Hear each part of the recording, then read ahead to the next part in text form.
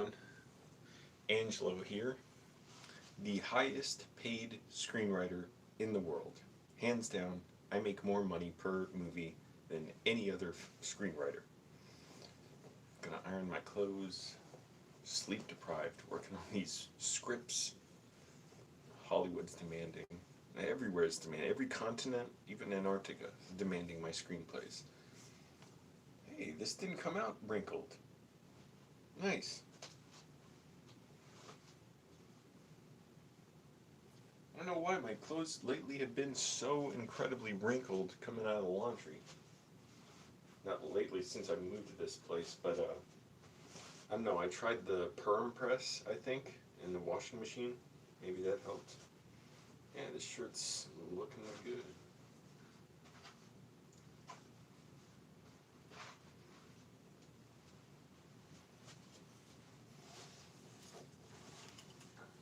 Also, the water is going to be shut off in my building in a couple minutes, and it's going to be out for like 5 hours, so you and I are stuck together. That's what no water means. I guess I should put the phone over here since I'm doing my thing.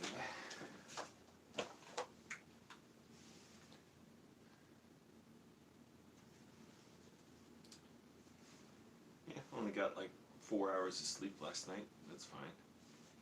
I was up. First of all, I went to the Secret Movie Club in LA and I saw Akira Kurosawa's Dreams. Very cool. And so I got home around 10:30, something like that, and did some more screenwriting. Made a few $1,000,000 right there, just writing a little bit.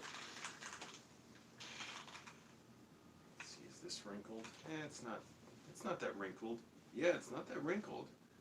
Before it would be horribly wrinkled. I guess I don't know if the perm press did something different, but I thought I used that before. Oh, and the other washing machine with my white clothes, it broke in the middle of using it. It went out of order. I came back for my clothes. It's in the building. There's a laundry room. You gotta pay for the laundry. So I want to see if I can get a refund, my $1.75 back for the washer. And I came back and the fucking thing was flooded like a tank, and my socks and t-shirts were in there, and I had to pull them out. I'm like, shit, they're too wet for the dryer. I gotta put them in the other washing machine. So actually I had to spend more money just to dry them as well, because I couldn't put them in with my other clothes I was drying, unless I wanted to wait. Just let them sit there in the dryer, the colored clothes, and then let the wait for the washing machine to finish.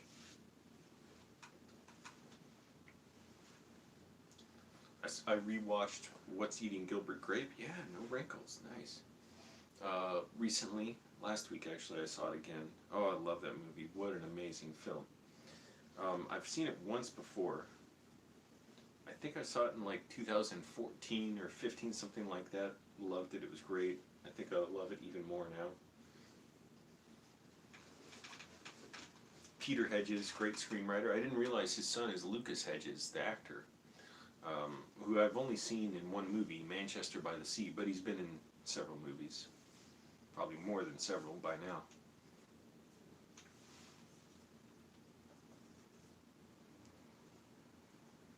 And I read the screenplay for What's Eating Gilbert Grape twice, and the second time I reread it, I actually retyped it out word for word.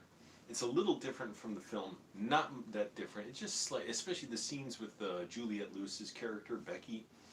They're written slightly differently, and those are so hard to get right. Like, you know, scenes of dating or romance like that, because it could go a million different ways, and it's good in the script, but it's even better in the movie. It's just exceptional in the movie, and it makes a lot more sense.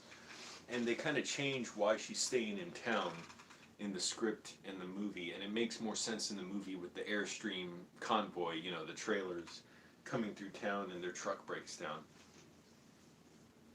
And it gives a nice, much nicer ending. But oh, it's very similar to. It's almost the same, really. It's like slight changes that you could see. They just brought it from like a 9 to a 10 for the movie. Was in my screenwriting class yesterday. That was cool. I really enjoyed that. We got a big assignment to work on now, so working on that. I'll be working on that all day today. Man, I fucking need time to do that.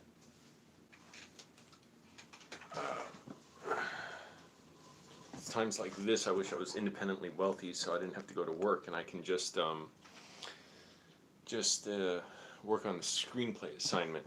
I don't even have time to work on my own screenplays or do other stuff. Like, I have to work on these assignments, and they're really intensive. It's not just write stuff and we critique it. It's like very specific, structured writing to test your abilities and push your abilities to do certain things, like very specific skills. It's not just all over like, oh, does it sound good or not? It's, we're only testing one thing. Nothing else in the, as far as your writing goes, matters right now, and it really pushes us. Hey, rent strike, yeah, I haven't seen you in a long time. Local McDonald's stopped having internet for the longest time, that sucks. Well, life's been good, obviously. You can see I've got a place now, an apartment. Got a good job. Really good job. In Hollywood. My car got broken into, the battery got stolen. I still got to get the lock replaced on the door. They picked the lock. I don't know when I have time to bring it to a body shop. But, yeah, going well. And it's always, you know, crazy. Always some weird problem coming up, something not expected, whatever. But, you know, that's kind of good.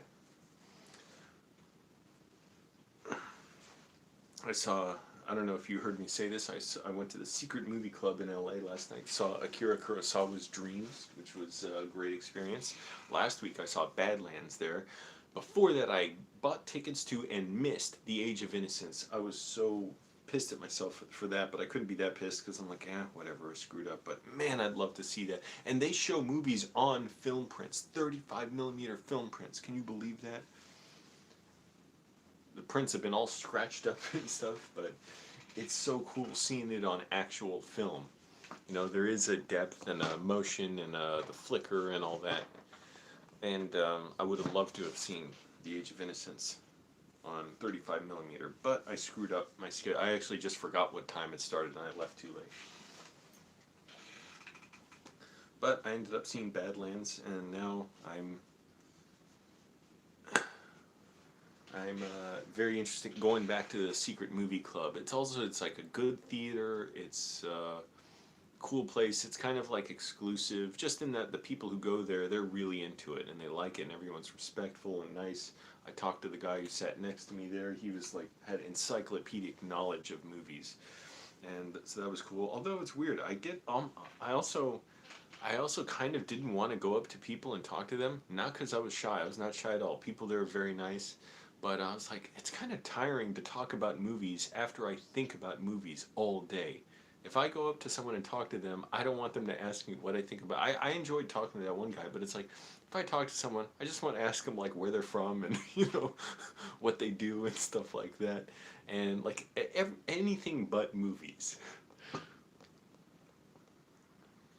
Rent strike, man, yeah, I had, I gave in because I started paying landlords, and rent strike saying he refused to pay landlords, trying to get out of homelessness. Yeah, I miss being homeless in a lot of ways, believe me. I have pretty good roommates, but we've had fucked up problems. And far from the worst roommate problems. You know, there have been, like, you know, disasters and stuff with roommates, but I've had problems with, you know, my roommates to varying degrees here. And, of course, in the moment, every problem seems catastrophic with the roommate. And then my car being broken into, it was vandalized the other week. The side view mirror was smashed off. Somebody punched it or something. It wasn't facing the road, so I glued it back on, and now the battery got stolen, and I had to spend like $100 for lifts back and forth through town to the mechanic and all that shit. To the rental car place and to work. Got a parking ticket for it. I'm contesting that with all the evidence saying, like, you know, the battery was stolen, so And they even cite specifically, if you can show the battery was, replaced in the car within 24 hours, will, that's grounds for dismissing the ticket. But my insurance company didn't tell the mechanic whose car they towed there, so they didn't even know what was wrong with it. So they didn't replace the battery until like 3 or 4 days later when I called them and asked what's going on with the car. And they're like, oh, we didn't know whose that was. Yeah, we got to get it out of here. It's a small lot and stuff. So I said on the note for the parking ticket, can you tell them, the car was brought there Thursday, but you didn't know whose it was. So they did that. So I showed that to the city. So we'll see. But yeah, anyways, yeah, definitely. If I could, like, I would avoid paying landlords. I would like to be homeless in many ways. For one thing, the writing is difficult without having. I mean, it's just great to. I need a place to write on my laptop for these class assignments. I don't want to miss it. These are very important. And not only that, the thing was, it was hard for me to work a full-time job and still be homeless and shower on the street and stuff. It was just getting like way too much of a hassle. And I realized like it was hard to schedule everything that I need to do, and it was like, fuck, I just need to get a place. But yeah, I kind of wish I could, be homeless again. I wish there was a way to do it where it was more practical. For one thing, having showers, because I was showering on the street for like 9 months or 7 months, or whatever. I did shower at a mission for a few months when I worked at that fucking hellhole warehouse. Exploitative as hell. And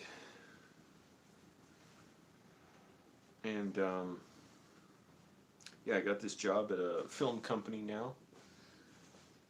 I basically work as like in a film archive, and I get lots of overtime, which is cool, but I also don't have time to do overtime because now I got to do this screenwriting stuff. It's very important, good exercise. But anyways, yeah, it's tough because, yeah, it's like, oh man, that I still miss it in many ways, just sleeping in my car and stuff. As fucked up as it was, I had so many problems doing it. I do miss it in many ways and just miss being on my own. But it's also, the good thing is having an apartment now. I have a really cool apartment. I mean, I have roommates, but it's not that it makes me complacent or lazy. It pushes me to do even more because it's like, oh, okay, well, now I have a shower. Yeah, that's the biggest thing. Now I have all this stuff. I can't just accept. If I ever just accept what I have here and be comfortable, I'll hate it. And I've gone through moments like that where I just despise my surroundings. And it's just like, I got to forget about this, just keep working even harder. And so that's what I try and do. Even today, I slept like 4 hours. I still get up at 3:45 every day. I slept in today. I slept right through my alarm, I'm pretty sure. I slept till like 4:30 in the morning or something. Got up, did my laundry, worked out. My building's shutting off the water for like 5 hours today for maintenance, so that's another good thing about waking up early. If I woke up later, I would have been so pissed. Oh, I can't shower, I can't do my laundry, can't do dishes. Because I get up early, I'm up before people anyway, so I'm ready for my day. So if anything comes up, I'm good to go. So anyways, yeah, thanks Rent Strike, but yeah, man, I support you not paying landlords. By all means, don't. It's a crappy situation where you gotta, and I pay $850 a month in rent for a small little room, which I don't care about the size of the room, but it's ridiculously expensive to live, and I'm not complaining for myself. I can afford it now because I get a good job. It's ridiculous that so many other people have to struggle now, and I'm doing all right. Like, I'm good. I'm able to save money, even paying that much. I couldn't imagine how my life would have to turn for me to be able to pay rent and save money and get a good job. I'm like, I would tell my mom, I'm like, I have no idea what it's going to be like when I'll ever be able to get a job. I mean, get a decent job. Like, how the fuck will I ever do that? I don't have skills for anything. Even my video skills, they're not really up to date. They're not applicable for jobs. Fortunately, man, I got this one and it worked out. And it was a long, path to get to this job, but everything I went through kind of, got me to the point of this job. If anything had been different, I wouldn't have gotten this job. I wouldn't have known about it. Alright. But yeah, it's nice having a bathroom and well, anyway, so much going on. What can I do? I'll be talking all day. and I'm going to work on my screenwriting assignment today. Oh, I'm excited about this. My mom finally got vaccinated, or she got the first shot, the Pfizer vaccine, after she got that stupid anti-vax bullshit in her head. And she said, oh, I heard people got sick or whatever. And she finally got the first shot yesterday, so I'm glad about that. And I guess 2 weeks from now, she'll get the second one.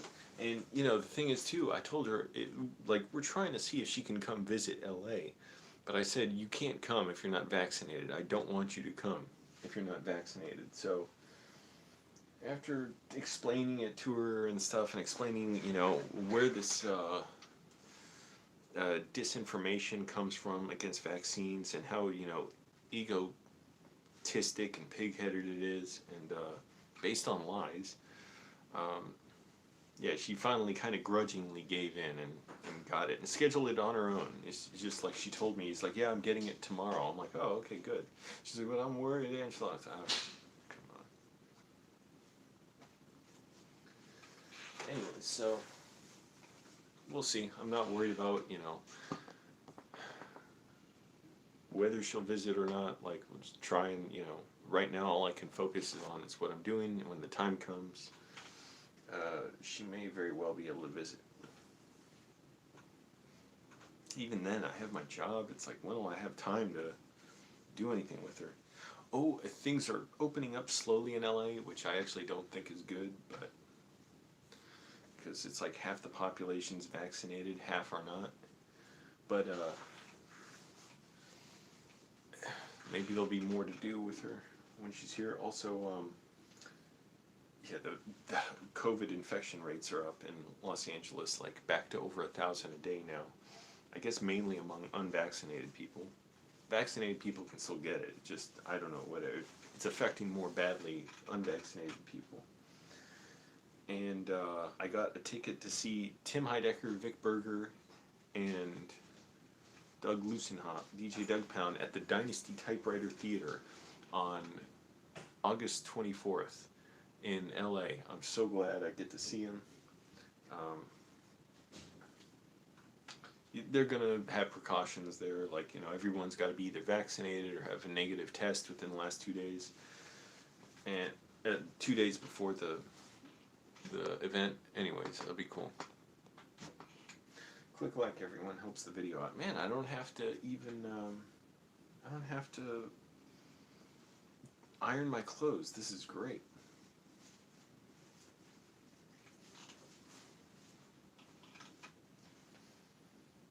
Oh, we're getting a heat wave in LA, though. It is hot.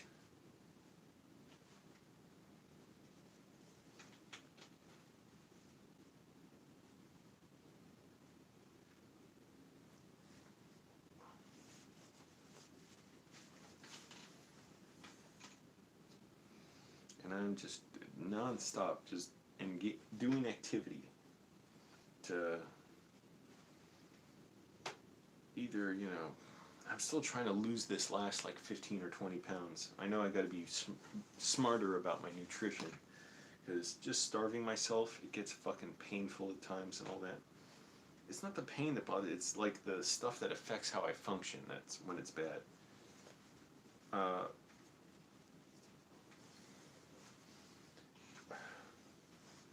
But either, you know, working on my screenwriting assignments or working at my job, I gotta try and stop working so many hours at my job. But I am just, you know, got a ton of work to do, which is good, because I'm the only person in my department at this film company, this film archive, and we're having a lot more business lately. So it just means like I am like constantly getting emails, constantly having to log stuff. When we get new film in the building, like I'm like a librarian there, so I have to catalog it, identify it, label it, put it on a shelf somewhere. We're running out of shelves. I have to try and ship stuff out that we don't need anymore, or that clients request out, but I don't have time to ship stuff out. It can take hours to prepare a shipment when all this stuff's coming in, and when the stuff comes in, that is priority. So anyways, but that's good. I'm not complaining about that.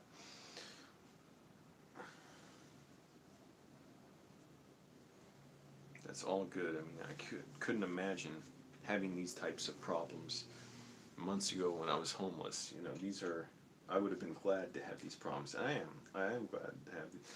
I don't even like to call them problems. Like, glad to have they're not problems, you know.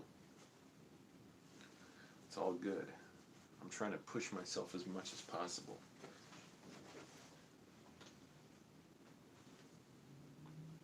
But I'm going to see Tim, Vic, and Doug. Excited for that. I guess it's past 9 o'clock, so the water should be out in my building by now. Yep, 9:24.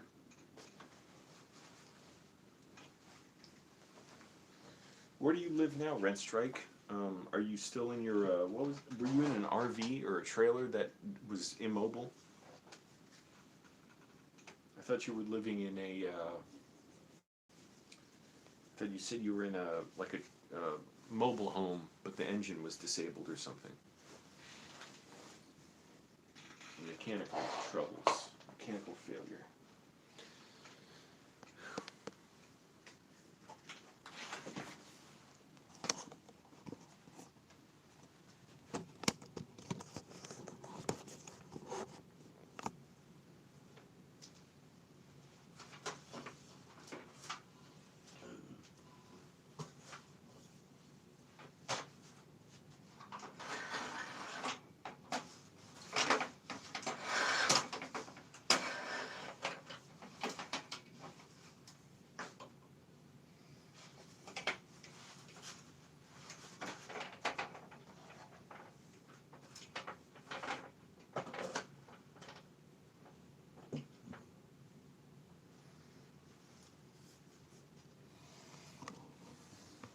Gonna get my computer out, gonna start the screenwriting assignment, or resume the assignment.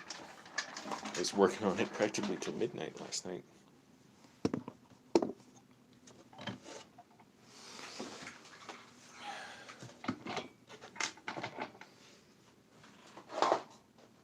It is getting hot in LA. And the good thing about just working constantly too is, you know, it helps me avoid being miserable, and I don't take things for granted when I'm always like making myself uncomfortable.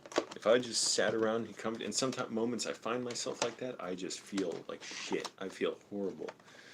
If I'm just, you know, enjoying myself, relaxing, it's too bad because I don't know how other people just binge watch stuff and whatever. I can't do it without being miserable. I can watch stuff, but it's like I gotta work for it first. Oh, Slouch. Cool. Charlie Kaufman's newish book, Antkind, has a film archival job subplot. Ah, that's really cool.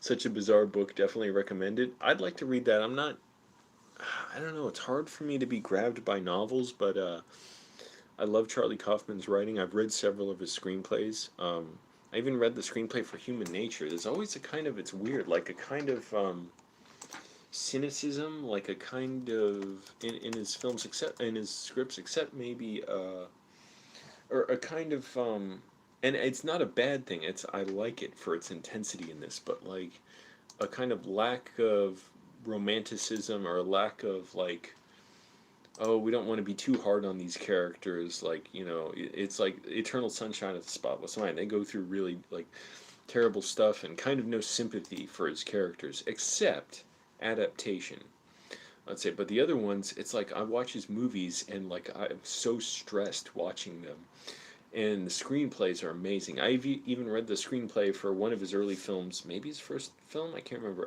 Human Nature, which I believe, who was in that? Was Tim Robbins in that? Let me see.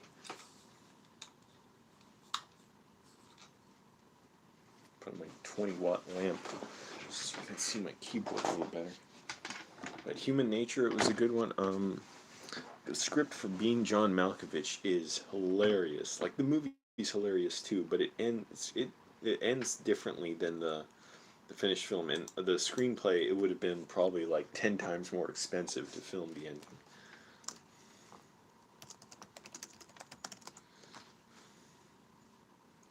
Human Nature, 2001.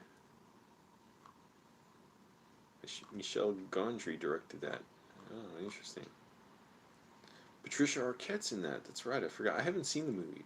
Reese Ifan, and whoa, Hilary Duff's in it. Um, and Tim Robbins is in it. Yeah. Oh, Peter Dinklage is in it too. But that script for Rosie Perez, Robert Forster. I haven't seen the movie. I've only read the screenplay. But I read the screenplay for that. Being John Malkovich adaptation. The adaptation one is very similar, except it's actually very restructured. So there's a lot more a lot more of the scenes in the movie end up being moved towards the end as flashbacks, and I think it works much better. It's very good. Like, it's good, but it doesn't pay off the same. So even though you could recognize reading it, this is an amazing screenwriter, it doesn't work yet, and somehow they worked out to where, yeah, move that stuff earlier, and it sets up the ending so much better. And also, he masturbates a lot more in the, the screenplay than the finished film. Read the script for, yeah, Eternal Sunshine. Eternal Sunshine, also, the ending would have been a lot more expensive to film. And, oh my goodness, I'm getting emails for these film coloring courses that I can't even watch. I don't have time for. I paid like several $100s for them, and for like 100 classes, and like I'll watch them someday if I ever get to them. I don't know. But that and yeah, I said adaptation. I guess that's it. That's all. Oh, and Confessions of a Dangerous Mind. I read the screenplay to that. And that I remember as being very close to the movie, and I love the movie. But again, like, no sympathy for the character. That movie almost like stressed me out more than any movie, because Chuck Barris is such a loser in the movie, and like he's great to watch, interesting, but he's like so lost and pathetic. It's like it makes me stressed out, you know. I've seen, how do I pronounce it? Synecdoche, New York, but I haven't read the screenplay for that or any of his other films. Haven't seen Anomalisa. Haven't seen the last one. What's it? I Think You Should Leave or something, or I'm Leaving Now, or...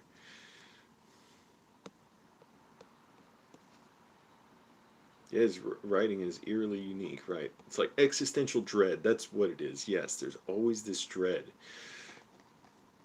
Love the surrealism and all this, and really, like, adaptation is like the only movie I can think of, or screenplay I've read of his, that kind of has an upbeat ending, or that kind of ends well. I mean, Human Nature, I forget how that ends exactly, but Eternal Sunshine, Confessions of a Dangerous Mind, all like stress you the fuck out through the whole movie. Being John Malkovich, Antkind was his attempt at making a story that could never be turned into a movie. Interesting. Why is it called Antkind? Is that just like one of those just weird terms that it's like a metaphor for the story? Like, I'm trying to think of a movie that does that with a strange title like that, where it's like, yeah, it's not like The Wrestler, where it's just about the wrestler, or it's not, Deep Blue Sea, or Fight Club or something,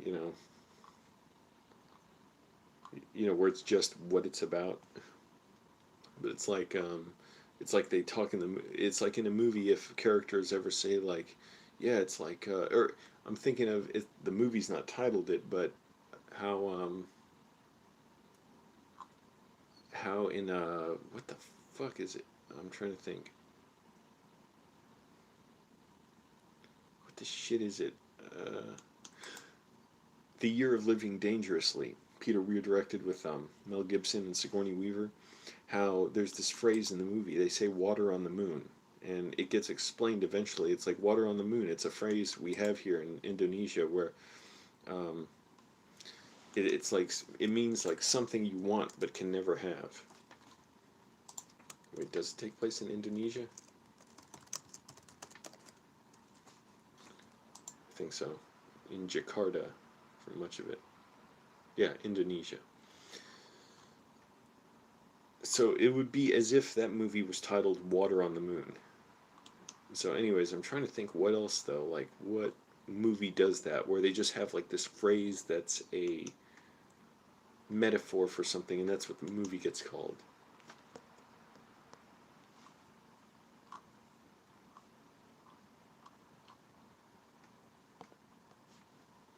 Let me look up maybe movies with strange titles.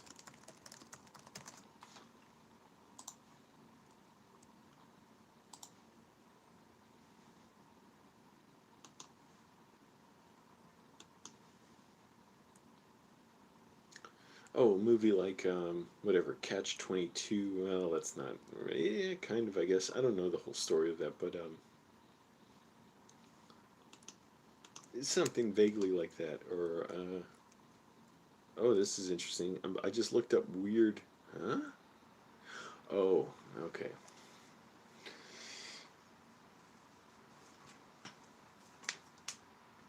I looked up weird movie titles, and IMDb came up with a list. And the first one is called "I Killed My Lesbian Wife, Hung Her on a Meat Hook, and Now I Have a Three-Picture Deal at Disney." 1993 film. I've seen clips of this. First film directed by Ben Affleck. And he said he's like kind of, embarrassed by it, ashamed of it. Bella Lugosi meets a Brooklyn gorilla. Nope, too literal.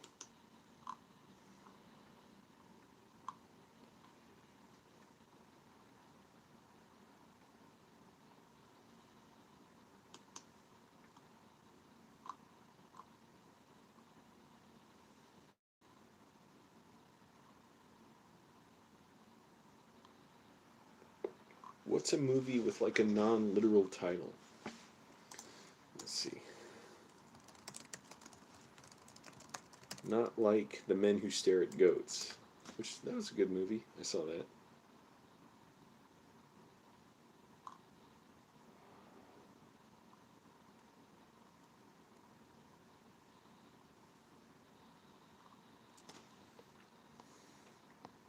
Hey, painting houses. Hello to New Zealand.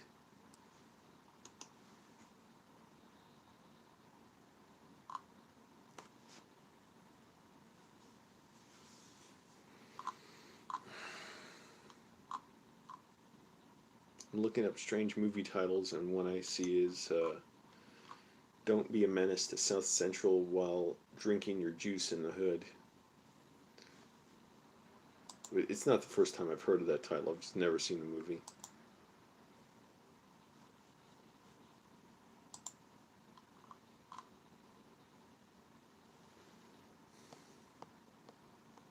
Hey, Ricky Dyson. Yes, get the popcorn. And what is that? A gas cloud? What is that other thing? Oh, a film camera. I'm just relaxed on my futon. Come on, where are some strange movie titles?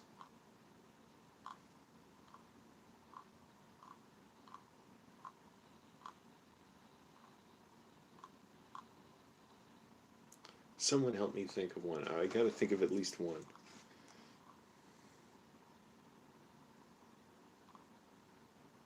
The James Bond movies are usually titled, or a lot of times titled stuff like this. Um, Spectre, no, not so much. Skyfall, no. Quantum of Solace, yeah. Um, Let me see James Bond movie titles. I can't think. Maybe this doesn't really apply so much. Quantum of Solace kind of would.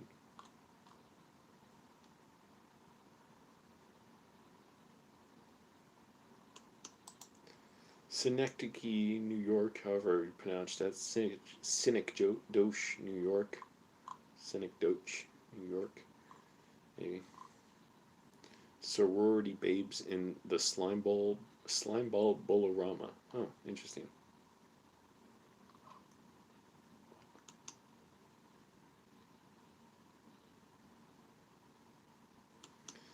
The Adventures of Buckaroo Banzai. Yeah, but that's not a. It's not like a title that's unclear of what it could be about.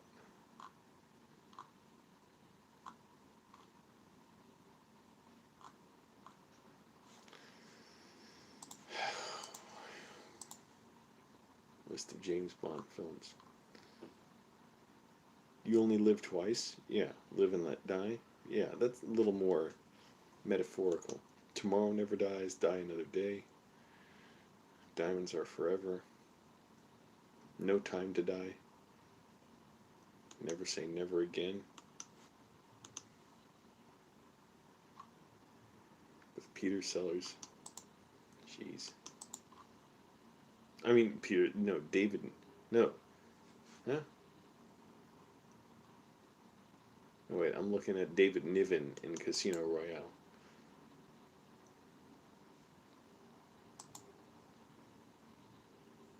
Oh, Sean Connery was in Never Say Never Again. Directed by Irvin Kershner.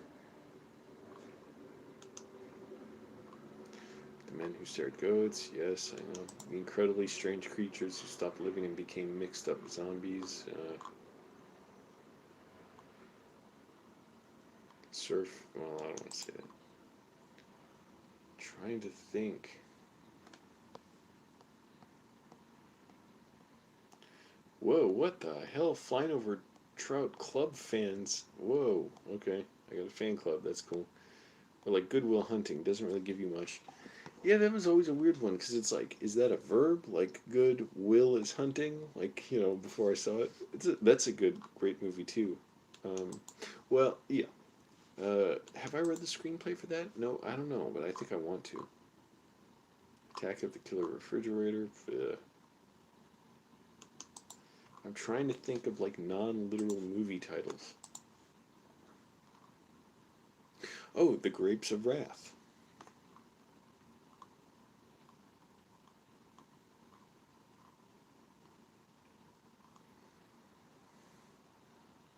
Eight and a half.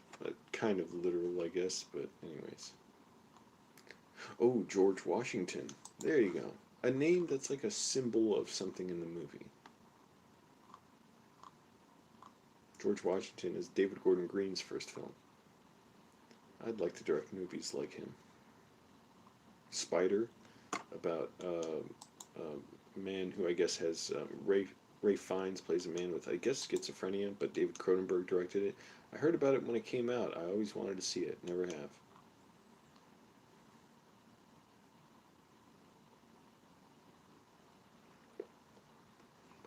Ugh, my TMG is that bad.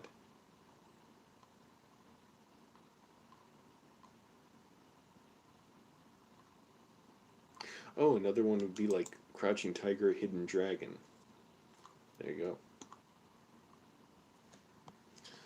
The Shining, it's kind of from the movie. I mean, something that's like just mentioned as a phrase in the movie, and that becomes a metaphor for the whole film.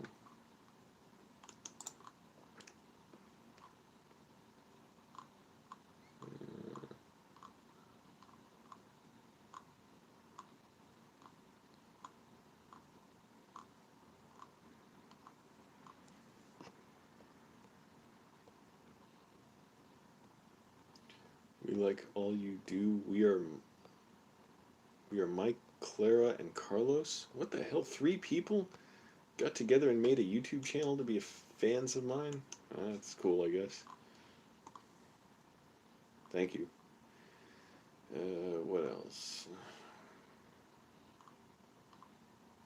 Maybe sci-fi films would be doing this more.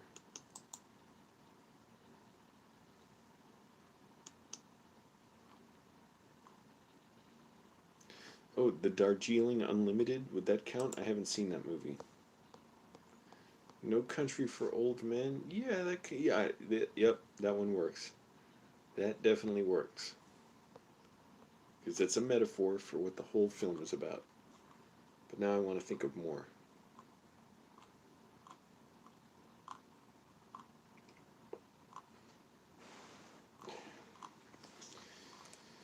I just want to get back here. Let me look up sci-fi movie titles. Or I could just look up sci-fi movies.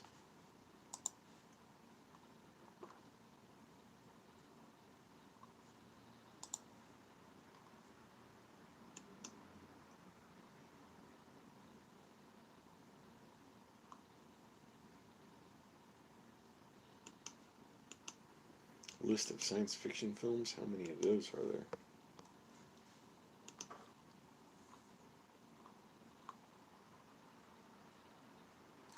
What's that Tom Cruise movie with Emily Blunt? Edge of Tomorrow? I don't know if that counts. Oh, but the not Duncan Jones, Shane Carruth films, those, Primer. Yes, Primer would be one, and what's the other one he did? How's Shane Carruth make a living? He only makes like one movie every 10 years.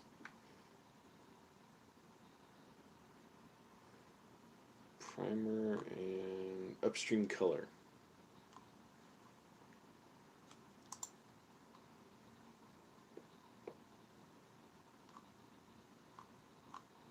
Got to see Primer again. I saw it in like 2005, and you know, it was interesting, but I didn't quite get it.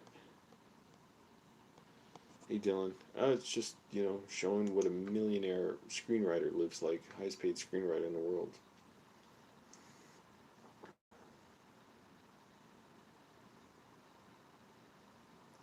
Stranger Things. I think that would be I've never seen Stranger Things, but I think that's a title that counts as like a metaphor for something. I'm looking up titles that are metaphors for the movie. Tenet, maybe? I haven't seen Tenet.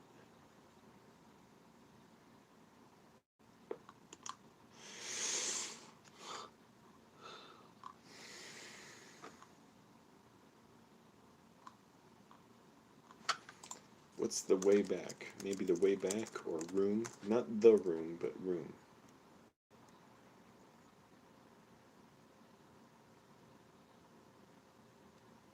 Yeah, The Way Back is possibly one.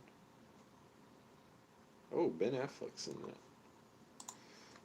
The Way Back, Room. The film. How do you look that up? Man, that's Room 2015. It stars Brie Larson. It's a young woman being held captive for 7 years, and whose 5-year-old son was born in captivity. Their escape allows the boy to experience the outside world for the first time. Oh, There Will Be Blood, I guess. Maybe Boogie Nights. But I'm trying to think more like a specific thing, object, moment in the film that kind of sums up the film. Oh, Prince of the City. That's one. It's not about a prince, it's about cops. Killing of a Sacred Deer. Close, but I'm trying to think of like just a specific phrase or object that's mentioned once and it like becomes the whole metaphor for the movie. Trying to think.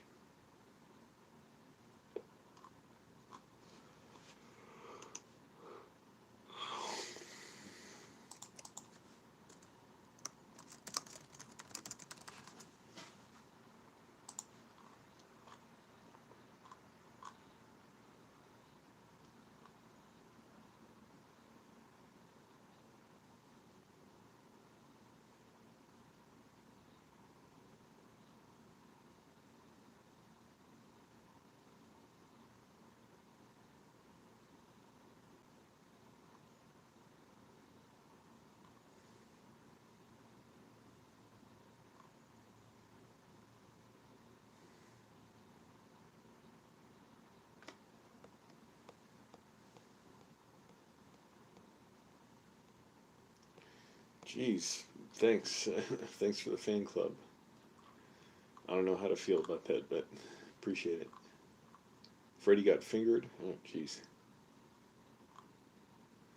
I'm looking through that. Damn it. Why can't I just find the full freaking one?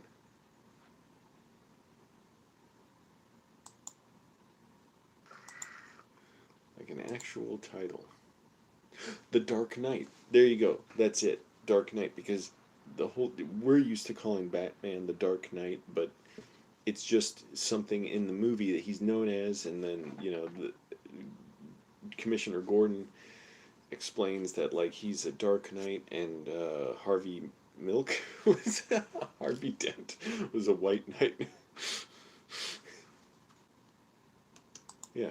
The movie's not called, like, Batman 2 or something, or Batman Beyond or whatever. It's not like the first one, or it was, Batman Begins. Kind of a weird name when you think about Batman Begins. It's like just a sentence.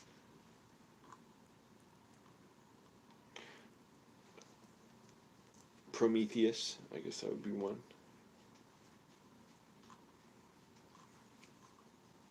It's got to be a better one. I'm thinking, I haven't thought of. Mr. Nobody, it's not, but it's not a strong metaphor for what's in the movie. I've seen Mr. Nobody.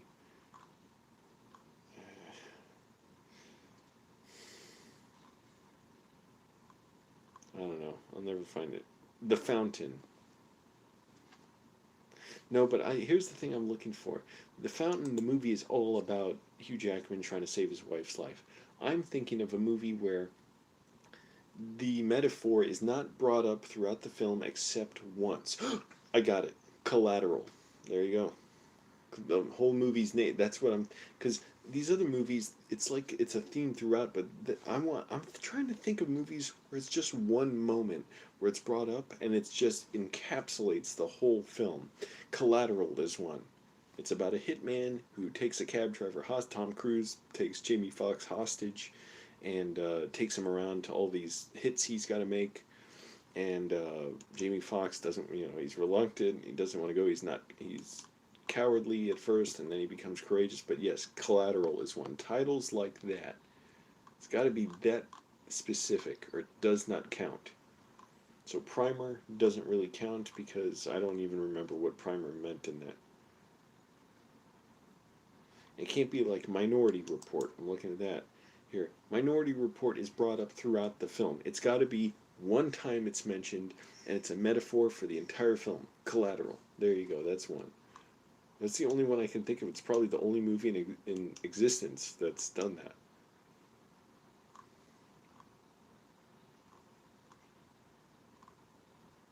So like Contact, not specific enough. Pi, not specific enough. I really like both movies, but not specific enough. Fifth Element, the Fifth Element's brought up over and over again. Can't do it. 12 Monkeys, it's brought up over and over again.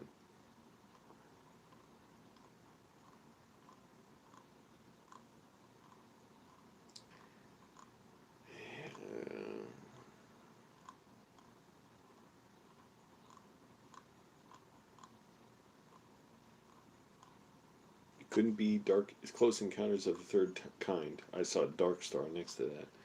Can't be something like that. What kind of movies are my favorite? I like all kinds. I don't know. I tend to like dramas and crime thrillers and noirs and like character dramas, character studies.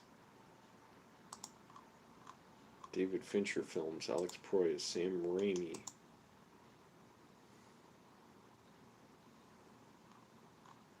John Huston, I don't know. Akira Kurosawa. I say that in my head because I've always got in my head this annoying character who pronounces foreign film directors' names like they're, a native speakers of that language, even though they're not. So I can't help it. In my head, I'm always thinking of this annoying character who says it like that.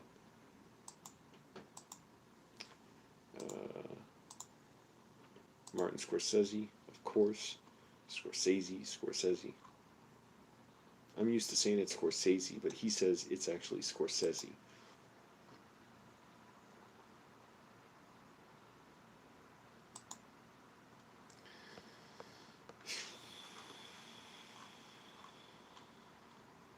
Sidney Lumet films. Prince of the City, Before the Devil Knows You're Dead. Oh, Harold Lloyd films. So those are silent comedies.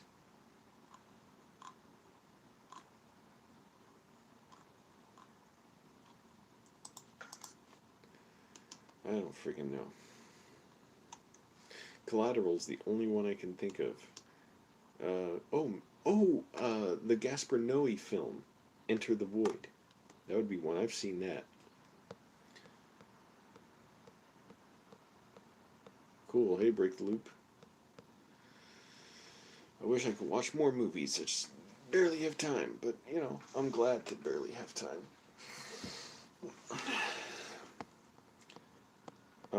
Yes, I like Michael Mann films a lot. I've read the screenplay for Heat. The screenplay is very interesting. How he writes it, like it, he changes around screenplay formatting in order to write the action scenes more efficiently. Otherwise, they would like take twice as long to write. It's really good. The way he does it is very clever.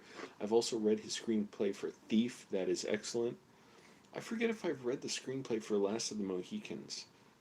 I've seen the movie, or I don't know if I've seen it all the way through, but I've seen all of it. Just didn't like parts.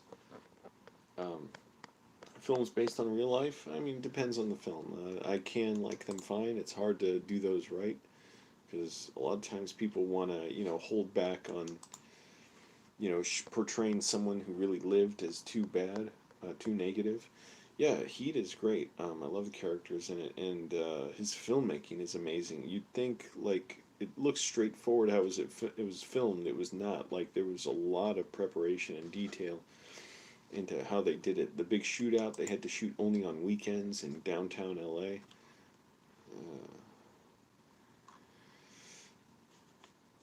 And the way he worked out who these characters were and what their beliefs were. Oh, my back. Get up. But the screenplay for Thief is really good. I want to see his other films too. He actually hasn't made a ton of films. But the screenplay for Thief is excellent.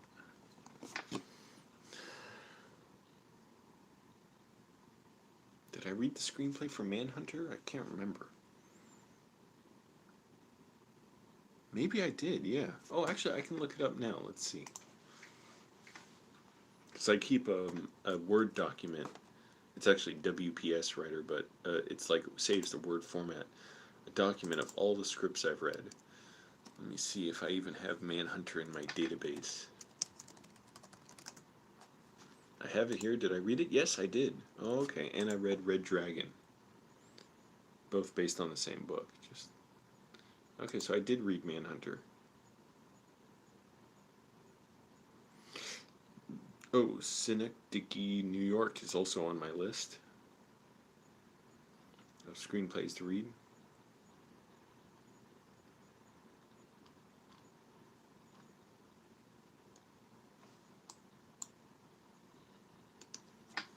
Yeah, good stuff.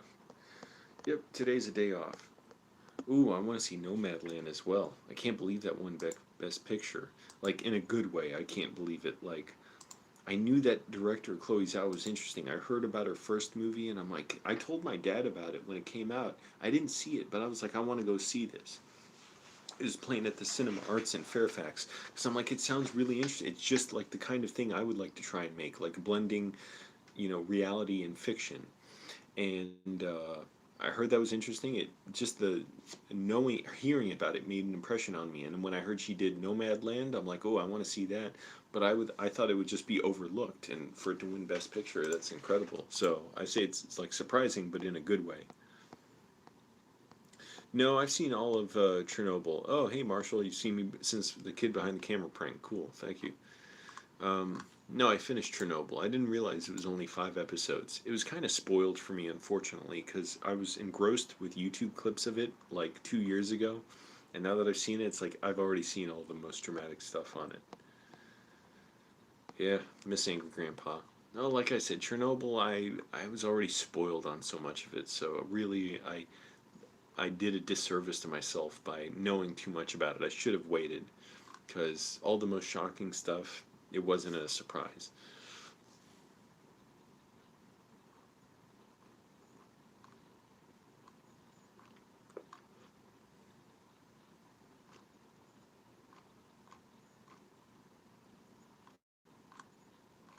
What other movies have titles that are like metaphors for the whole thing other than Collateral? Like one specific moment that affects everything in the film. I'm trying to think. Damn it. Maybe certain Brian De Palma films?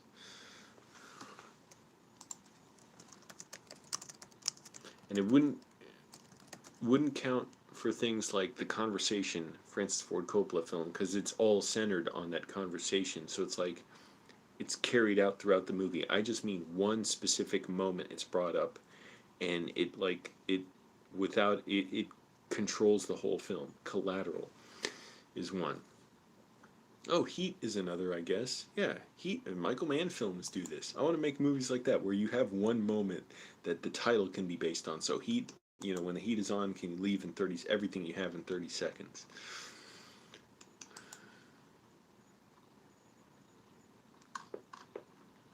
Brian De Palma films.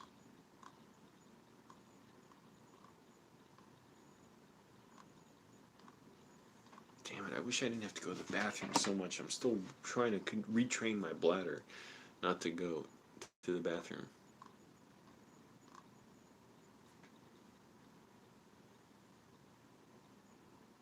Born on the 4th of July, although it's more literal, so it's close. It's like an 8 out of 10, but it doesn't count. I love the movie, but it's not quite, you know, not quite the title, you know, the way the title works that I'm looking for. I want a movie title where it's one moment that somehow it's woven into the fabric of the entire film. Collateral and Heat are two.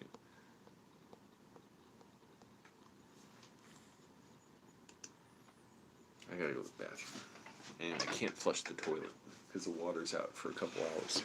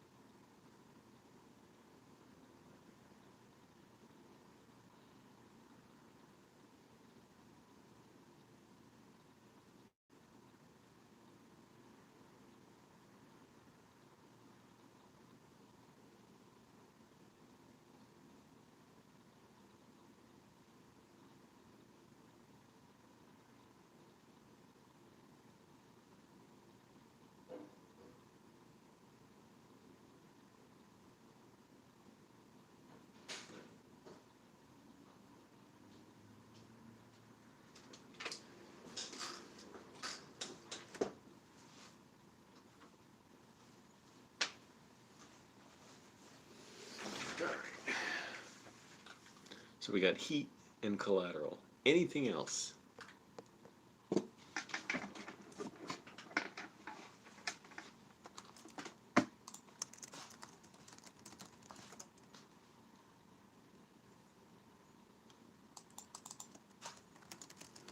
One-word movie titles.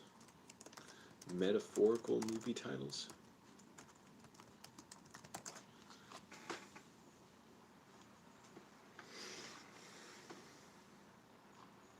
It wouldn't be something like Shawshank Redemption.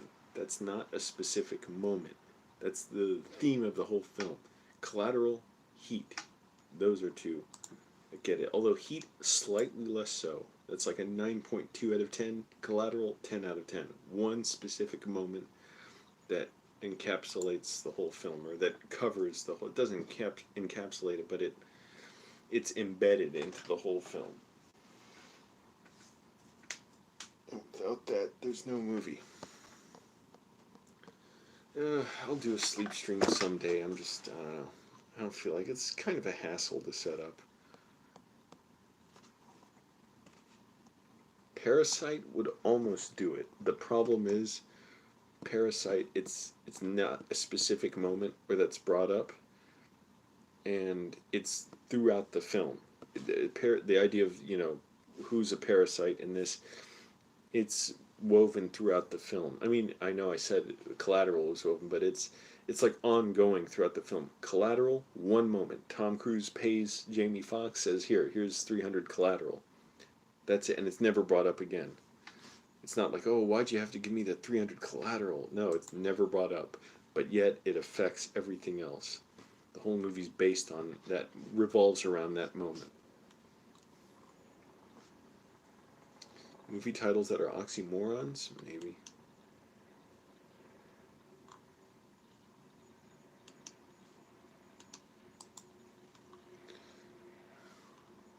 One-letter movies?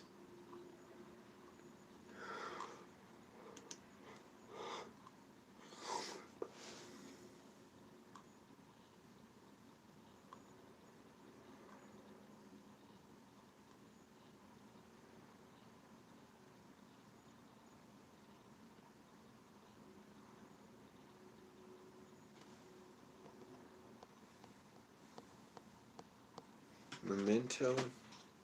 I've seen Memento. I haven't seen it in a while, but I don't think that counts either. It's like close. It's traveling along the same plane, but on a different track. So, no. No, it doesn't count. Hmm.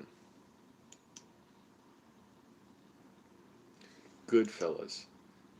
Although it's not perfect because it's not like, it's slightly there. Yeah, Goodfellas is really close, yeah. It's pretty much it.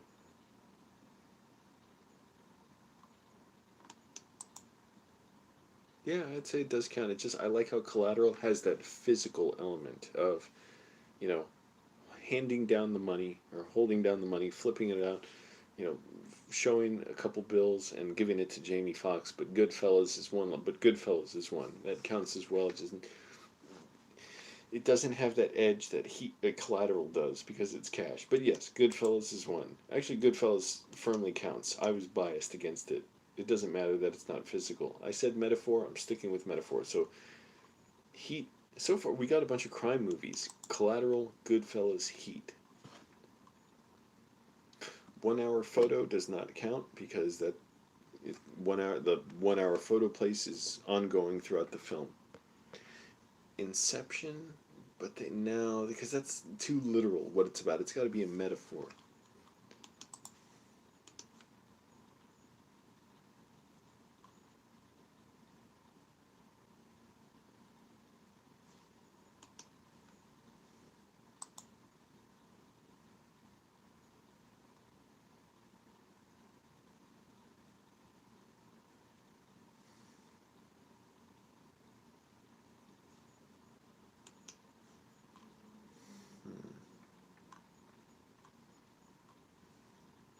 So there will be blood wouldn't count because that's just like too broad. It's a metaphor for like the whole film. I mean, I know it's hard for me to delineate which counts, which doesn't, but it's not a specific moment in the film where the idea of there will be blood is brought up. But No Country for Old Men, definitely.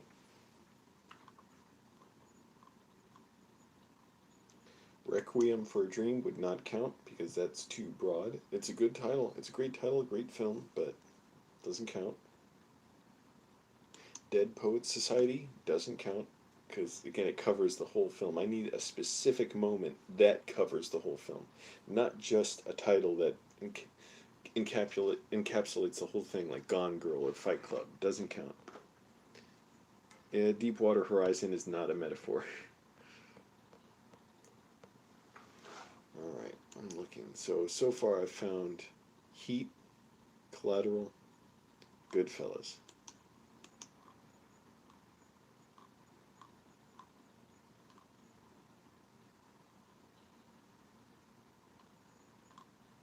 Oh, and we have No Country for Old Men.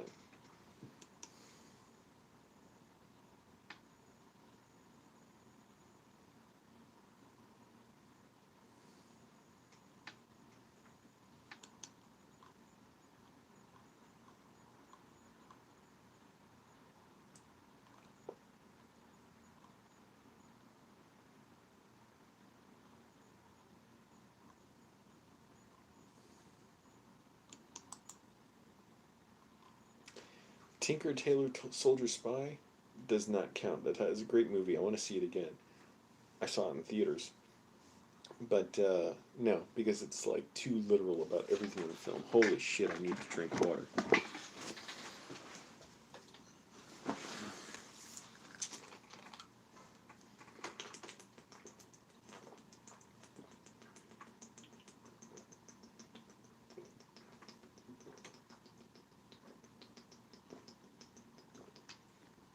Yeah. Oh, boy. I was getting a fucking headache.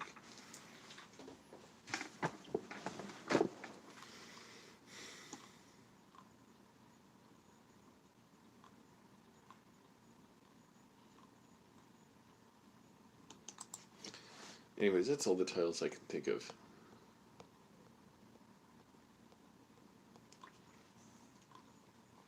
Yeah, unfortunately, The Matrix, I saw it when the Ballston Mall movie theater first opened, the Regal Cinemas there in 1999.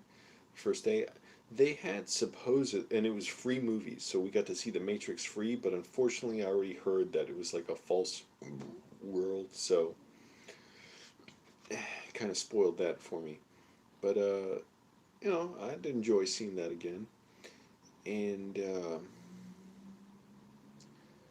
the arcades didn't require quarters. My parents were annoyed because they were looking for me because I kept playing House of the Dead or whatever they had there for the first day they were open. And also they had like glass displays, and I don't know if they it was really the prop from the film, but supposedly, like, I believe that they had the pendant that Rose wore at in Titanic, that they had it there, and they had like a bucket of popcorn from when Titanic came out, which was around then anyways, 99, so it came out in what, 97 or 98.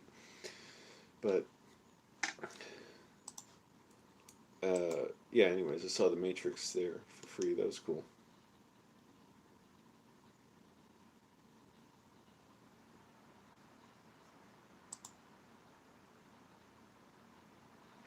Once in a while, it's like I really want to see a movie that transports me to a different world. Sometimes I want to see real stuff, like What's Eating Gilbert Grape. And other times I want to see something, you know, in a different world. Fantastical.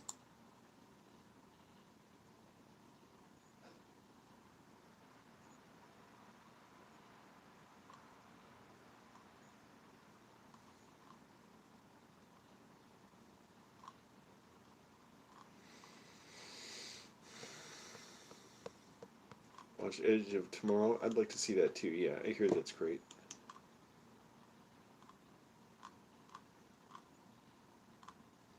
Anyways, it's 10 a.m. I've been up since like 4:30. I'm dead tired, but I have to get to work on my screenplay assignment for my class, so I'm gonna go. Click like, everyone. Thanks for watching.